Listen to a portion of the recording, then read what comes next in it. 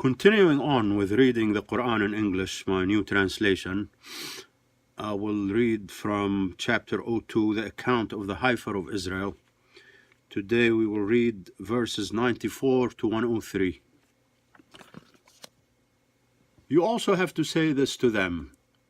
You claim to have exclusive ownership of the eternal paradise in God's hereafter. So no other people would ever be allowed to enter that paradise. It should make sense for you to give up your life in this world so you would go to your long-promised paradise in the other world. If you honestly believed your own lie, then you would surely desire death over life. But salvation in death is not something they would entertain or ever wish for, because they know that they still have to go through God's judgment. They will be evaluated according to their own performance. God, the Lord of all human beings, knows who among you has a dark, corrupt soul prone to evil. In reality, you will find that the prospects of dying scare them to death.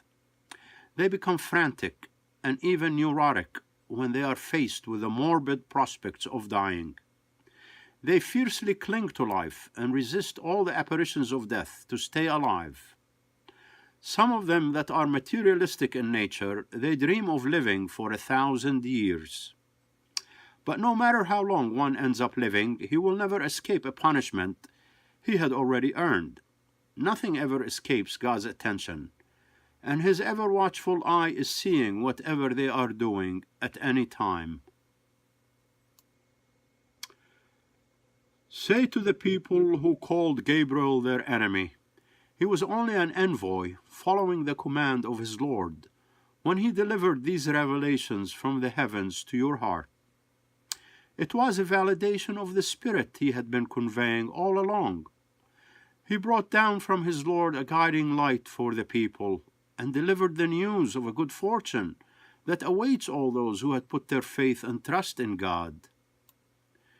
If you consider God to be your enemy, as well as his angels, his prophets, Gabriel and Michael, then you will discover that God is truly the enemy of all disobedient sinners.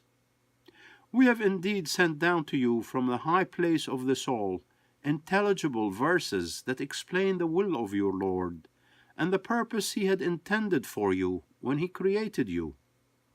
They explain the presence of our hand in steering the events of humankind. The legitimacy of such rulings was only denounced by people whose souls were already defiled and corrupted. Those human souls are broken in their core, torn from the Spirit's natural constitution. They refuse to hear the voice of their Lord. Why do they keep repeating the same pattern of behavior?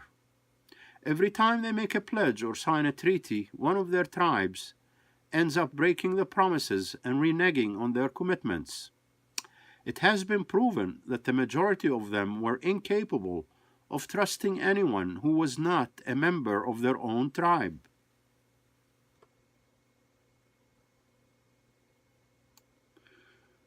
When God's messenger, this prophet, approached them with rulings that validated the Spirit's position as being the highest authority, something that they had already received and accepted in the past. A certain group of rabbis who had been entrusted with the books of God's account, they denounced the legitimacy of the latest messenger. They were acting like Gentiles, like people who were never informed of the law under God. They propagated falsehoods about this prophet, fabricating a storyline similar to the one that the demons had related about the kingdom of Solomon. But Solomon was not a sorcerer, and he did not rebel against his Lord like the demons. They were arrogant sinners who had disobeyed the commands of their Lord. They were teaching people how to dabble in sorcery and how to spread credible superstitious notions.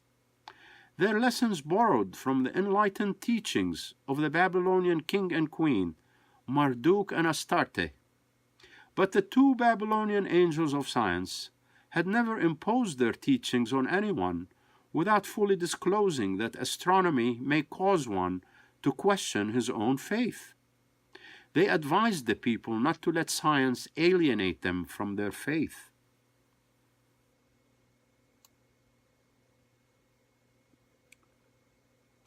The demons chose to learn astrology instead of astronomy. They selected to learn from the science of the two angels a twisted form of knowledge capable of breaking up a man's marriage and tearing a human soul from its spiritual constitution. The tolerant will of God gave them leeway, but they hurt some people with their divisive ideas. Those demons could not influence anyone with their divination if that was not the will of God. The Lord gives demons some power over human souls, so that people would pay the price of believing them. The demons continued learning things of no relevant merit, things that would only harm them in the end. They knew well that whoever bought their black magic had no hope of rising to life in the hereafter. Woe to them for their sordid profit. They had traded their souls for a demeaning thing of no significant value. How do they claim to be the people who know God? They would have been better off had they shown some faith in their Lord and forsaken the sins that angered him. They would have received a far more enriching reward from the Most High God. But they failed to learn that fulfillment of the soul lies in belonging to the one Spirit of all.